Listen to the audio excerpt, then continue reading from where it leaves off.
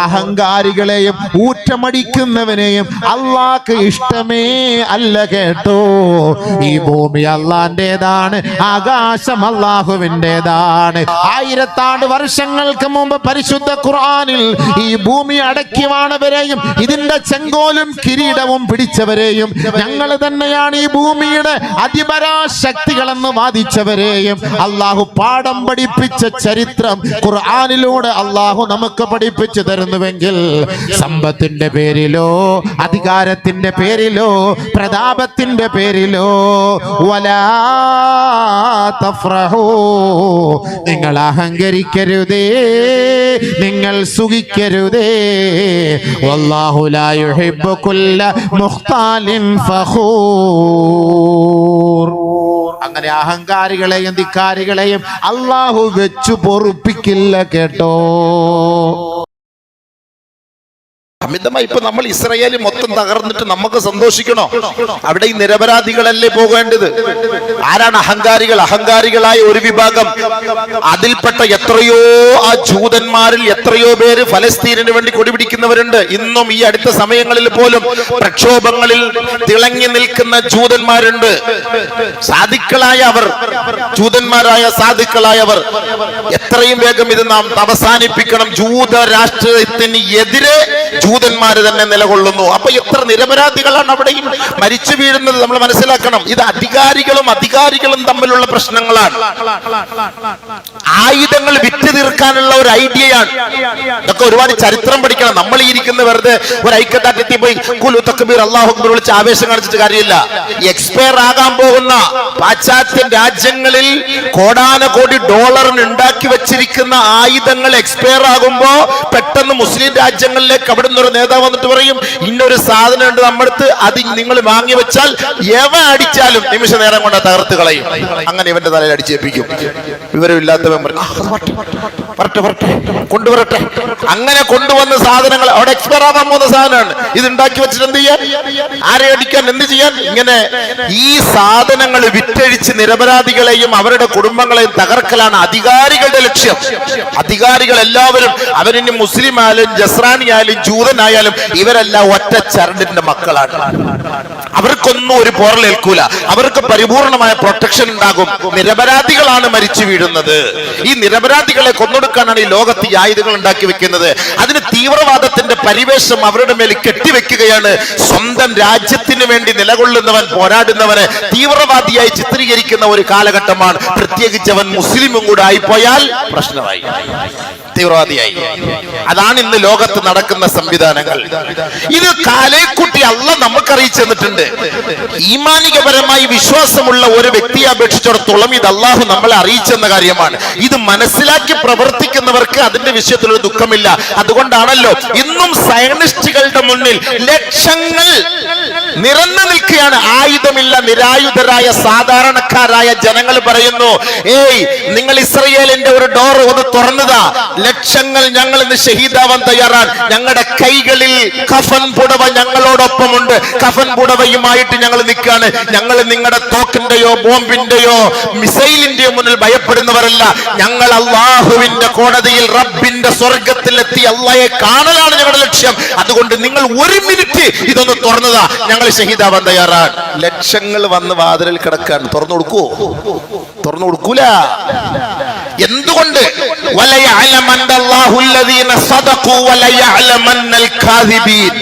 അല്ല എന്തിനാണ് ഇങ്ങനെ നിർത്തി ഇങ്ങനെ കുറെ നാളുകളായിട്ട് ഇങ്ങനെ കൊണ്ടുപോകുന്ന എന്തിനാണ്? ഈ വിഷയത്തിൽ അള്ളാഹുവിൽ വിശ്വാസമുള്ളവനാരാണ്? ജൂതന്മാരെ അംഗീകരിക്കുന്നവനാരാണ്? യഥാർത്ഥത്തിൽ മുഅ്മിനാരാണ്? കാപട്യത്തിന്റെ ഉടമയാരാണ്? ഇത് മനസ്സിലാക്കാൻ വേണ്ടി അല്ലാഹു സുബ്ഹാനഹു വ തആല ഈ സത്യവിശ്വാസികളെ പരീക്ഷിക്കുമെന്ന് പരിശുദ്ധമായ ഖുർആൻ തന്നെ മറുപടി. അത് നമ്മൾ നിരാശപ്പെടേണ്ട കാര്യമില്ല. നമ്മൾ ഈ ദുആ കൊണ്ട് ഒരിക്കലും നമ്മുടെ ദുആ ഫസാദാവൂല. വിജയം അല്ലാഹു തരും, സത്യത്തിനുള്ള വിജയം തരും. പക്ഷെ കാത്തിരിക്കാൻ നമുക്ക് സമയമില്ല. ഇപ്പൊ തന്നെ കിട്ടണം. ഇപ്പൊ തന്നെ നമുക്ക് കാര്യം നടക്കണം. കാത്തിരിക്കാൻ സമയമില്ല. ഏതൊരാളും അങ്ങനെ തന്നെയാണ്. ദുആ ചെയ്താൽ ഉടനെ മറുപടി കിട്ടണം? ഒരിക്കലുമില്ല. അതുകൊണ്ട് മനുഷ്യൻ, മുസ്ലിമായ നമ്മൾ എന്താണ് ഫലസ്തീൻ, ഖുദ്സ്, ഇതിനെ കുറിച്ച് പഠിക്കണം, മക്കയെ കുറിച്ച് പഠിക്കണം, മദീനയെ കുറിച്ച് പഠിക്കണം. നമുക്കിതിന് സമയമില്ല. എന്തെങ്കിലുമൊക്കെ മീഡിയയിൽ കണ്ടിട്ട് കയറി പ്രസംഗിച്ചിട്ടൊന്നും കാര്യമില്ല. ചരിത്രത്തിലേക്ക് വാ, ഖുർആനിലേക്ക് വാ, ഹദീസുകളിലേക്ക് വാ. താരീഖുകളുടെ എല്ലാത്തരം താരീഖുകളുണ്ടല്ലോ, ചരിത്രങ്ങളുണ്ടല്ലോ. അല്ല പഠിപ്പിച്ചിരുന്ന കാര്യമല്ലേ. എന്തിനാണ് നബി സല്ലല്ലാഹു അലൈഹി വസല്ലമ തങ്ങളെ പരിശുദ്ധമായ മക്കയിൽ നിന്ന് ബൈത്തുൽ മുഖദ്ദസിലേക്ക് അല്ലാഹ് കൊണ്ടുപോയത്? വെറുതെ കൊണ്ടുപോയതാ? ടൂറിന് പോയതാ? വിദേശ പര്യടനത്തിന് പോയതാ? വിനോദ സഞ്ചാരത്തിന് പോയതാ? അല്ലാഹു സുബ്ഹാനഹു വ തആല സുബ്ഹാൻ, അവനത്ര പരിശുദ്ധനാണ് എന്ന് പറഞ്ഞിട്ട് അസ്റാ ബിഅബ്ദിഹി, തന്റെ ദാസനെയും കൊണ്ട് സഞ്ചരിപ്പിച്ചവനാണ്. മിനൽ മസ്ജിദിൽ ഹറാം ഇലൽ മസ്ജിദിൽ അഖ്സ. ഈ രണ്ട് പേരും അല്ലാഹു അവിടെ ഉപയോഗിച്ചു. മസ്ജിദുൽ അഖ്സ അല്ലാഹു ഉപയോഗിച്ച പേരാണ്. അവിടേക്ക് അല്ലാഹു സുബ്ഹാനഹു വ തആല കൊണ്ടുപോയെങ്കിൽ ഈ മസ്ജിദുൽ അഖ്സയും ഈ ഉമ്മത്തുമായിട്ട് ഗതകാല ചരിത്ര പാരമ്പര്യമുണ്ട്. അതിന് പൈതൃകം എന്തെന്ന് നമ്മൾ മനസ്സിലാക്കണം. ആ ചരിത്ര പൈതൃകം നമ്മൾ മനസ്സിലാക്കണം. അതുകൊണ്ട് അല്ലാഹു സുബ്ഹാനഹു വ തആല പ്രവാചകനോട് പറഞ്ഞതെന്താ? എന്തിനാണ് ഞാൻ കൊണ്ടുപോയതെന്ന് അറിയോ? ഈ ബൈത്തുൽ മുഖദ്ദസ് എന്ന് പറഞ്ഞ സാധനം എന്താണെന്നറിയോ? ബാറക്ന ഹൗലഹു, അവിടെ ചില അനുഗ്രഹങ്ങളൊക്കെ നാം ചെയ്തു വെച്ചിട്ടുണ്ട്. ആ അനുഗ്രഹങ്ങൾ എന്തൊക്കെയാണെന്നുള്ളതിന്റെ യാഥാർത്ഥ്യം ഞങ്ങൾ മനസ്സിലാക്കണം. അത് പഠിക്കണം. അതിന് ഉമ്മത്തുമായി ബന്ധമുണ്ട്, ചരിത്രവുമായി ബന്ധമുണ്ട്. ഇത് നമ്മൾ പഠിക്കണം. ബാറക്ന അലൈഹി വഅലാ ഇസ്ഹാഖ് വമിൻ ദുർരിയതിഹിമ. അല്ലാഹു സുബ്ഹാനഹു വ തആല മറ്റൊരായത്തിലും പറഞ്ഞു. അല്ലാഹു സുബ്ഹാനഹു വ തആല അവിടെ ബർക്കത്ത് ചെയ്തു. അവിടുത്തെ പ്രവാചകന്മാരിൽ ബർക്കത്ത് ചെയ്തു. അവിടെ സന്താനങ്ങൾ ബർക്കത്ത് ചെയ്തു. ഫമിൻഹും മുഹ്സിനുൻ വളാലിമുൻ ലിനഫ്സിഹി മുബീൻ. അല്ലാഹു അവിടെ ഉപയോഗിച്ചൊരു വാക്ക്, ഈ ഫലസ്തീനിൽ പ്രവാചക പരമ്പരയിൽ പെട്ടവരിൽ തന്നെ, ആ കുടുംബങ്ങളിൽ നിന്നുള്ളവർ തന്നെ നല്ലവരുണ്ട്, അക്രമികളുണ്ട്. നമ്മൾ മനസ്സിലാക്കണം. ചരിത്രത പഠിക്കേണ്ടതുണ്ട്. ഫമിൻഹും ളാലിമുൻ ലിനഫ്സിഹി ഫമിൻഹും മുഹ്സിൻ. നല്ല ആളുകളുമുണ്ട്. ബഹുമാനപ്പെട്ട യൂസുഫ് നബി അലൈഹിസ്സലാത്തു വസ്സലാമിനെ പൊട്ടക്കിണറ്റിൽ എറിഞ്ഞതാരാ? ഇബ്രാഹിമി പാരമ്പര്യത്തിന്റെ ഉടമകളാണ്. യാക്കൂബ് നബിയുടെ മക്കളാണ്. സ്വന്തം മക്കളാണ്. സ്വന്തം മക്കളാണ്. സ്വന്തം സഹോദരനെയാണ് പൊക്കി എറിഞ്ഞത്, പൊട്ടക്കിണറ്റിൽ വലിച്ചെറിഞ്ഞത്, കൊല്ലാൻ വേണ്ടി പ്രേരിപ്പിച്ചത് സ്വന്തം മക്കളാണ്. ഫമിൻഹും ളാലിമുൻ ലിനഫ്സിഹി, സ്വന്തം നഫ്സിനോട് അക്രമം പ്രവർത്തിച്ചവർ അവരാണ്. അപ്പൊ നമ്മൾ മനസ്സിലാക്കേണ്ടത് എന്താ? ചരിത്രം, ഖുദ്സിന്റെ പാരമ്പര്യം മനസ്സിലാക്കുമ്പോ ഖുദ്സിൽ തന്നെ, ഈ പ്രവാചക പരമ്പരയിൽ തന്നെ മുഹ്സിൻ, നല്ല ആളുകളുണ്ട്. അതേപോലെ ലാലിമ്യങ്ങളായ അക്രമകാരികളും അവിടെയുണ്ട്. വിശുദ്ധ ഖുർആൻ പറഞ്ഞ വാക്കല്ലേ ഇത്? നമുക്ക് തള്ളിക്കളയാൻ അറിയോ? ചരിത്രം പഠിക്കണം. അതുകൊണ്ട് അല്ലാഹു സുബ്ഹാനഹു വ തആല ബർക്കത്ത് എന്താണ് എന്ന നാട്ടിനെ പരിചയപ്പെടുത്തി കൊടുക്കാൻ അല്ലാഹു സുബ്ഹാനഹു വ തആല നബിയുന റസൂലുള്ളാഹി സ്വല്ലല്ലാഹു അലൈഹി വസല്ലം തങ്ങളെ അങ്ങോട്ടേക്ക് കൊണ്ടുപോയി പരിചയപ്പെടുത്തി കൊടുക്കാൻ. അവിടെ ബർക്കത്തുണ്ട്. എന്താ ബർക്കത്ത്? എന്താണ് ബർക്കത്ത്? ഫലസ്തീൻ പരിചയപ്പെടണം. ഒന്നാമത് ബഹുമാനപ്പെട്ട പ്രവാചകന്മാർ, പ്രവാചകന്മാരുടെ വാസസ്ഥലം, പ്രവാചകന്മാർ ഹിജ്റ ചെയ്ത് വന്ന സ്ഥലം, പ്രവാചകന്മാർ ജനിച്ച സ്ഥലം, പ്രവാചകന്മാർ ജീവിതം നയിച്ച സ്ഥലം, പ്രവാചകന്മാർ ഈ ലോകത്തോട് വിട പറഞ്ഞ് മറമാടപ്പെട്ട സ്ഥലം. ചെറിയ കാര്യമാണത്, ചെറിയ കാര്യമല്ലാതെ. അതാണ് പരിശുദ്ധമായ ബൈത്തുൽ മുഖദ്ദസ്. അവിടെ ഒരുപാട് കാണിക്കാനുണ്ട്, പരിചയപ്പെടുത്താനുണ്ടെന്ന് അല്ലാഹു തആല പറഞ്ഞതിന്റെ ലക്ഷ്യം അതാണ്. പ്രവാചകന്മാരെ വളർത്തിയത്, വലുതാക്കിയത്, അവർ പ്രവർത്തിച്ചത്, അവരനുഭവിച്ചത്, അവർ ത്യാഗം സഹിച്ചത്, അവർ ഹിജ്റ ചെയ്ത് പല നാടുകളിൽ നിന്ന് വന്നത് എല്ലാം ആ പരിശുദ്ധമായ ബൈത്തുൽ മുഖദ്ദസ് ആണ്. അതുകൊണ്ട് അവിടെ ഒരുപാട് ബർക്കത്തായ സ്ഥലങ്ങളാണ്. അവിടെ പലതും നബി അങ്ങേ കാണിക്കാനുണ്ട്, പരിചയപ്പെടുത്താനുണ്ട്. അപ്പൊ ഒന്നാമതായി നമ്മൾ മനസ്സിലാക്കേണ്ടത് പ്രവാചകന്മാരുടെ വാസസ്ഥലമാണ്. അതാണ് ആദ്യം മനസ്സിലാക്കേണ്ടത്. പ്രവാചകന്മാരുടെ വാസസ്ഥലമാണ്. അതുകൊണ്ടാണ് അല്ലാഹു തആല വലിയ ആവേശത്തോടുകൂടി പറഞ്ഞത്, നബി അങ്ങ് ഞാൻ കൊണ്ടുപോകുന്നു, ബാറക്ന ഹൗലഹു ലിനുരിയഹു മിൻ ആയാതിന. നമ്മുടെ ഒരുപാട് ദൃഷ്ടാന്തങ്ങൾ അങ്ങ് കാണിച്ചു തരാനാണ് ഞാൻ ഇങ്ങനെ പെട്ടെന്ന് ഒരൊറ്റ രാത്രി കൊണ്ട് ഇവിടെയൊക്കെ കൊണ്ടുപോകുന്നത്, സഞ്ചരിപ്പിക്കുന്നത്. അപ്പൊ ബഹുമാനപ്പെട്ട പ്രവാചകന്മാരുടെ വാസസ്ഥലമായ പരിശുദ്ധമായ ബൈത്തുൽ മുഖദ്ദസ്. വഇദ് ഖാല മൂസാ ലിഖൗമിഹി യാ ഖൗമി ദ്കുറൂ നിഅമതല്ലാഹി അലൈക്കും إذ جعل فيكم أنبياء وجعلكم ملوكا وآتاكم ما لم يؤت أحدا من العالمين. മൂസ നബി അലൈഹിസ്സലാത്തു വസ്സലാം തന്റെ അനുയായികളോട് പറഞ്ഞ സന്ദർഭം, യാ ഖൗമി ഉഖ്റൂ നിഅമതല്ലാഹി അലൈക്കും, അല്ലാഹു നിങ്ങളുടെ മേൽ ചെയ്ത അനുഗ്രഹങ്ങൾ നിങ്ങളൊന്ന് ഓർത്തു നോക്കണേ. ഇദ് ജഅല ഫീകും അംബിയാ, നിങ്ങളിൽ അല്ലാഹു തആല പ്രവാചകന്മാരെ നിയോഗിച്ചില്ലേ. വജഅല ഫീകും മുലൂകാ, നിങ്ങളെ അല്ലാഹു രാജാക്കന്മാരാക്കിയില്ലേ. വആതാകും മാ ലം യുഅതി അഹദൻ മിനൽ ആലമീൻ, ലോകത്താർക്കും കിട്ടാത്ത അനുഗ്രഹങ്ങളെ കൊണ്ട് അല്ലാഹു നിങ്ങളെ ആദരിച്ചില്ലേ.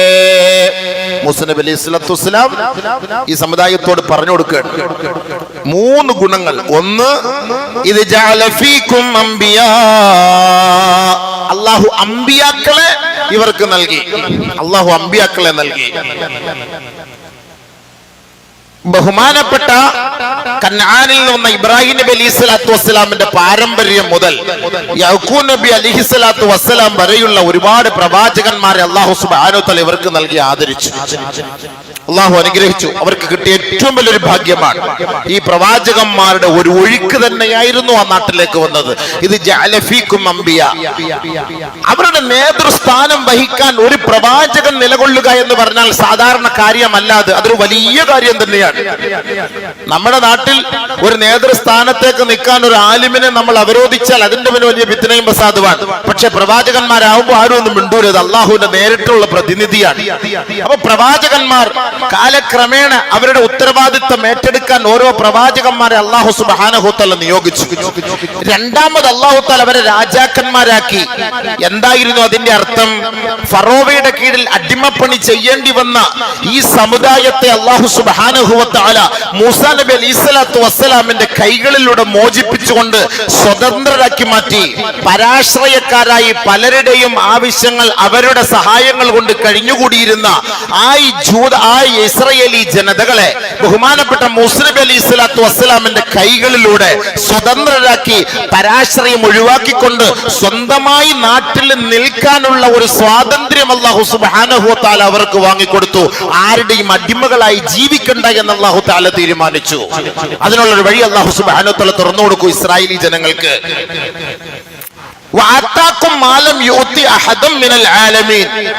അല്ലാഹു സുബ്ഹാനഹു വ തആല മറ്റൊരു സമുദായത്തിനും ചെയ്യാത്ത അനുഗ്രഹങ്ങളാണ് ഇവർക്ക് ചെയ്തത്. ഇവർ എന്ത് ആഗ്രഹിക്കുന്നു മൂസ നബി അലൈഹി സ്വലാത്തു വസ്സലാമിലൂടെ അവർക്കത് അല്ലാഹു എത്തിച്ചു കൊടുക്കുകയാണ്. ഇവർ ആഗ്രഹിക്കുന്നത് മുഴുവനും അല്ലാഹു സുബ്ഹാനഹു വ തആല സാധിച്ചു കൊടുക്കുകയാണ്. ഇവരുടെ വിഷമങ്ങളെ അല്ലാഹു സുബ്ഹാനഹു വ തആല മാറ്റി കൊടുക്കുകയാണ്. ഇവർക്ക് എന്ത് ഭക്ഷണം വേണമോ ആ ഭക്ഷണം അല്ലാഹു സുബ്ഹാനഹു വ തആല എത്തിച്ചു കൊടുക്കുകയാണ്. എല്ലാ നിലയ്ക്കുമുള്ള സംരക്ഷണം അല്ലാഹു സുബ്ഹാനഹു വ തആല നൽകുകയാണ്. സുഖലോലുപരായി കഴിഞ്ഞുകൂടുന്ന ഒരു അവസ്ഥയിലേക്ക് അല്ലാഹു തആല അവരെ എത്തിച്ചു.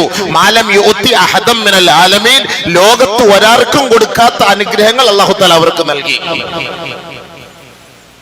അപ്പൊ അല്ലാഹു സുബ്ഹാനഹു വ തആല ഒന്നാമതായി ആ നാടിനെ അനുഗ്രഹിച്ചത് ഈ പ്രവാചകന്മാരെ കൊണ്ടാണ്. ഈ 3 ഗുണങ്ങൾ അല്ലാഹു തആല ഇസ്രായേലികൾക്ക് നൽകിയതാണ്.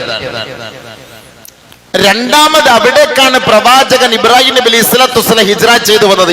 ഇബ്രാഹിം നബി അലൈഹി സ്വലാത്തു വസ്സലാമിന്റെ സ്വന്തം നാട് ഇറാഖിലാണ്.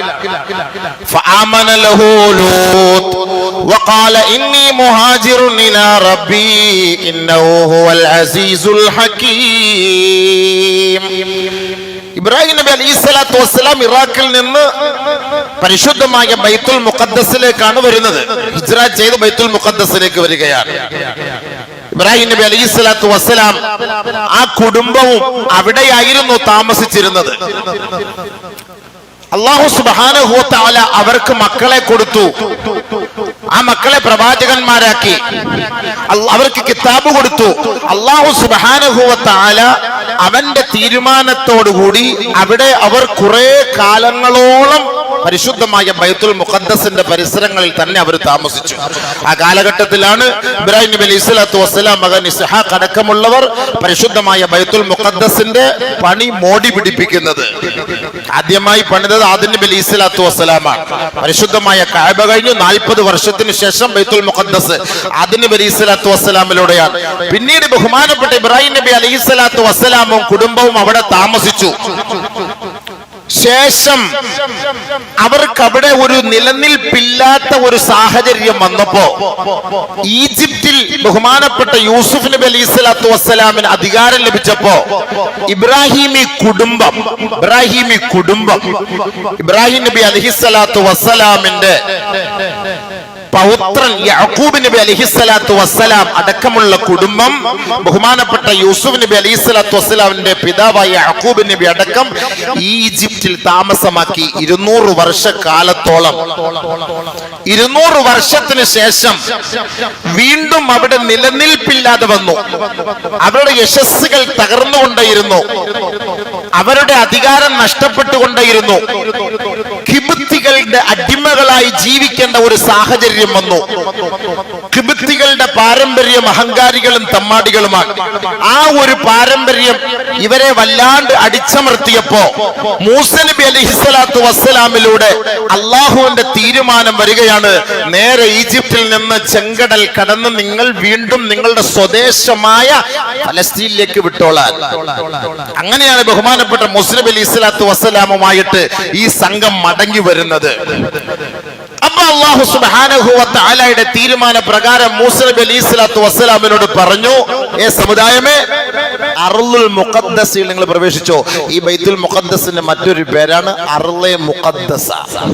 അല്ലാഹ് ഇട്ട പേരാണ്. യാ ഖൗമി ദുഖുലുൽ അർളൽ മുഖദ്ദസത്തല്ലതി കതബല്ലാഹു ലക്കും. അല്ലാഹു നിങ്ങൾക്ക് തുറന്നു തന്ന, നിങ്ങളുടെ കൈകളിൽ ഏൽപ്പിച്ചു തന്ന, നിങ്ങൾക്ക് വിജയശ്രീലാളിതരായി പ്രവേശിക്കാൻ ഉതകുന്ന പരിശുദ്ധമായ ബൈത്തുൽ മുഖദ്ദസിലേക്ക്, അർളെ മുഖദ്ദസിലേക്ക് നിങ്ങൾ പ്രവേശിച്ചു കൊള്ളുക. വലാ തർതദ്ദു, അതിൽ നിന്ന് നിങ്ങൾ പുറകോട്ട് പോകരുത്. അങ്ങനെ പോയാൽ ഫതൻഖലിബു ഖാസിരീൻ, ആ ബൈത്തുൽ മുഖദ്ദസ് നിങ്ങൾക്ക് വേണ്ടി ഞാൻ ഇപ്പോ വിജയം തന്നിരിക്കുകയാണ്, കയറിക്കോ. അത് നിങ്ങൾ ഒഴിവാക്കിയാൽ എക്കാലവും നിങ്ങൾ തീരാ നഷ്ടത്തിലായിരിക്കും. അല്ലാഹു സുബ്ഹാനഹു വ തആല ഉപയോഗിച്ച വാക്ക് അർളെ മുഖദ്ദസ. യാ ഖൗമി, മൂസ നബി പറഞ്ഞു, ഏയ് എല്ലാരും അങ്ങോട്ട് പ്രവേശിച്ചോളി, ബൈത്തുൽ മുഖദ്ദസിലേക്ക് കയറിക്കോളി. അന്ന് ബൈത്തുൽ മുഖദ്ദസിന്റെ ഉത്തരവാദിത്വം ഏറ്റെടുത്തിരിക്കുന്നത് അമാലിക്കുകളായ വർഗമാണ്, ബഹുദൈവ ആരാധകരാണ്, ശക്തന്മാരാണ്, മല്ലന്മാരാണ്, അതികായകന്മാരാണ്, അഹങ്കാരികളാണ്, തെമ്മാടികളാണ്. അപ്പൊ അവരുടെ ആ ഒരു നാട്ടിലേക്ക്, വീട്ടിലേക്ക് അവരിയ്ക്കുമ്പോ ഇവർക്ക് പോകാൻ മടി. ഈ ജൂതന്മാർക്ക് ഭയങ്കര പേടിയാ. അന്നും പേടിയാണ്, ഇന്നും പേടിയാണ്. അന്നും പേടിയാണ്, ഇന്നും പേടിയാണ്. നമ്മുടെ മുന്നിൽ പേടിയില്ലാന്ന് കാണിക്കുകയാണ് സംഭവം. അവര് പറയാൻ, ഖാലൂ യാ മൂസാ ഇന്ന ഫീഹാ ഖൗമൻ ജബ്ബാരീൻ വഇന്നാ ലൻ നദ്ഖുലഹാ ഹത്താ യഖ്റുജൂ മിൻഹാ ഫയഖ്റുജൂ മിൻഹാ ഫഇന്നാ ദാഖിലൂൻ. മൂസ, ഞങ്ങൾ ഒരിക്കലും അങ്ങോട്ട് പ്രവേശിക്കില്ല മൂസ, കാരണം അഹങ്കാരികളായ ഒരു വിഭാഗം അവിടെ വാഴുകയാണ്. ഞങ്ങൾ അങ്ങോട്ട് പോയാൽ ഞങ്ങളെ അവർ അടിച്ചമർത്തും, കൊന്നുകളയും. അതുകൊണ്ട് അവർ ആ നാട് വിട്ടു പോകാത്തടത്തോളം കാലം ഞങ്ങളെ ബൈത്തുൽ മുഖദ്ദസിലേക്ക് പ്രവേശിക്കൂല. കണ്ട മൂസാനയുടെ ഇത്രയും നാൾ ഇവന്മാരെ കൊണ്ടുനടന്ന് ഇവന്മാർക്ക് വേണ്ട സൗകര്യം ചെയ്തു കൊടുത്ത്, ചാപ്പാട് വാങ്ങിച്ചു കൊടുത്ത്, സൗകര്യം ചെയ്യല്ല, പ്രവാചകന്മാരെ എത്തിച്ചു കൊടുത്ത്, ദുആയ്ക്ക് ഇജാബത്ത് കിട്ടി, എല്ലാം ചെയ്ത് അല്ലാഹു കതബല്ലാഹു ലക്കും. ഒരു വാക്ക് അല്ലാഹ് അവിടെ പറഞ്ഞിട്ടുണ്ട്, ഇൻഷാ അല്ലാഹ് ഖിയാമത്ത് നാളിന് മുമ്പ് ഇത് അല്ലാഹ് എഴുതി വെച്ചോളിൻ. ഇത് നമുക്ക് ഈ ആയത്ത്, ഈ സൂറത്തുൽ മാഇദയിലെ ഈ ആയത്ത്, യാ ഖൗമി ഉദ്ഖുലുൽ അർളൽ മുഖദ്ദസത്തല്ലതി കതബല്ലാഹു ലക്കും, ഫലസ്തീനിന് വേണ്ടി ഐക്യദാർഢ്യം പ്രഖ്യാപിക്കുകയും ദുആ ചെയ്യുകയും ചെയ്തിട്ട് നമുക്ക് മനസ്സിന് ഒരിക്കലും ഒരു സന്തോഷം കിട്ടുന്നില്ല എന്ന വാർത്തയല്ല.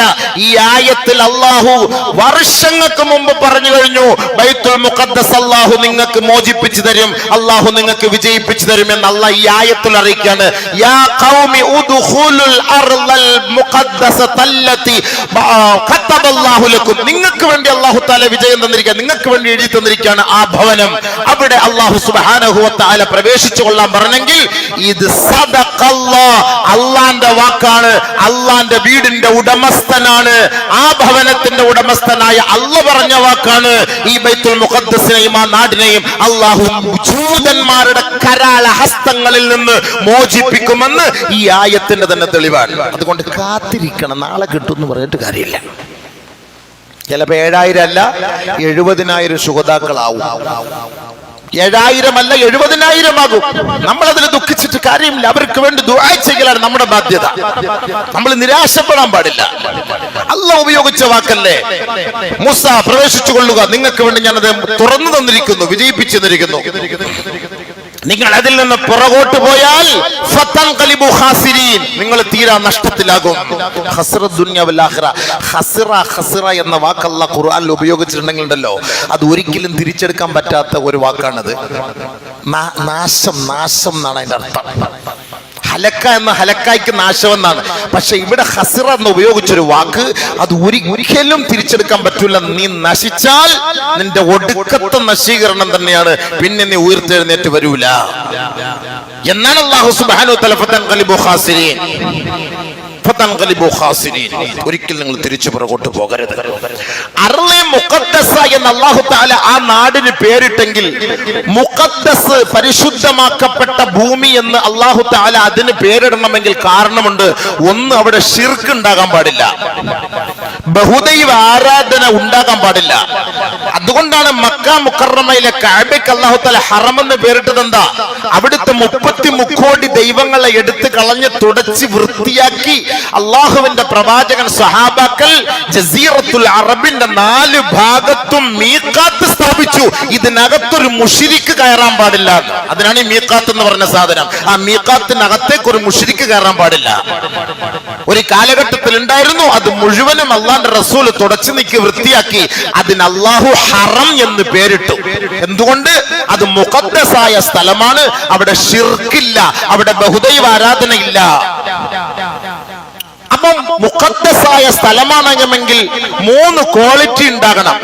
എന്താണത്? ഒന്ന്, അവിടെ ശിർക്ക് ഉണ്ടാകാൻ പാടില്ല, ബഹുദൈവ ആരാധന ഉണ്ടാകാൻ പാടില്ല. രണ്ടാമത് മസ്ജിദ് ഉണ്ടായിരിക്കണം. മൂന്നാമതൊരു പ്രവാചകൻ ആ നാട്ടിൽ ഉണ്ടായിരിക്കണം. എന്നാലേ ഇവിടെ മുഖദ്ദസായ സ്ഥലമാവുകയുള്ളൂ. ഈസാ നബി അലൈഹിസ്സലാത്തു വസ്സലാം ആ നാട്ടിലാണ് ജനിച്ചത്. ഈസാ നബി അലൈഹിസ്സലാത്തു വസ്സലാമിനെ ആ നാട്ടിൽ നിന്നാണ് ആകാശത്തേക്ക് ഉയർത്തിയത്. ഈസാ നബി അലൈഹിസ്സലാത്തു വസ്സലാമിനെ ആകാശത്ത് നിന്ന് തിരിച്ചു കൊണ്ടുവരുന്നതും ആ നാട്ടിലാണ്. ഇത് അർളെ മുഖദ്ദസയിൽ ലോകത്ത് 2 പേരെയാണ് അണ്ടവും ബീജവും ഇല്ലാതെ അല്ലാഹു തആല സൃഷ്ടിച്ചത്. ഒന്ന് ആദം നബി അലൈഹിസ്സലാത്തു വസ്സലാം. ആദം നബി അലൈഹിസ്സലാത്തു വസ്സലാമിന്റെ വാപ്പയാര്? ആദം നബി അലൈഹിസ്സലാത്തു വസ്സലാമിന്റെ ഉമ്മയാര്? അണ്ടമില്ല ബീജമില്ലാതെ അല്ലാഹു സുബ്ഹാനഹു വ തആല ആദം നബിയെ സൃഷ്ടിച്ചെങ്കിൽ അതിന് ചില കാരണങ്ങളുണ്ട്. ഭൗതികമായ ഒരു മെറ്റീരിയൽസും ആദം നബിയെ സൃഷ്ടിക്കാൻ അല്ലാഹു ഉപയോഗിച്ചില്ല. കാരണം ഭൗതിക മെറ്റീരിയൽ ഉള്ളവർക്ക് ആകാശത്ത് താമസിക്കാൻ പറ്റൂല. ആകാശത്ത് താമസിക്കണമെങ്കിൽ അതിൻ്റെതായ ചില മാനദണ്ഡങ്ങളുണ്ട്. ആകാശത്തും ഭൂമിയിലും അധിവസിക്കാൻ അള്ളാഹു സൗകര്യം ഏർപ്പെടുത്തി കൊടുത്ത 2 പേരാണ്. അതിലൊന്ന് ബഹുമാനപ്പെട്ട ആദം നബി അലൈഹിസ്സലാത്തു വസ്സലാം. വാപ്പയില്ല, ഉമ്മയില്ല, അണ്ടാശയമില്ല, ഭ്രൂണമില്ല, ഒന്നുമില്ലാതെ അള്ളാഹു സുബ്ഹാനഹു വ തആല ആദം നബിക്ക് ജന്മം നൽകി. അതേപോലെ അള്ളാഹു സുബ്ഹാനഹു വ തആല ഒരു ഉമ്മാന്റെ എന്ന് പറഞ്ഞാൽ അണ്ടമല്ലാതെ, ഒരു വാപ്പാന്റെ ബീജമില്ലാതെ അല്ലാഹു തആല ജന്മം നൽകിയ പ്രവാചകനാണ് ബഹുമാനപ്പെട്ട ഈസാ നബി അലൈഹിസ്സലാത്തു വസ്സലാം.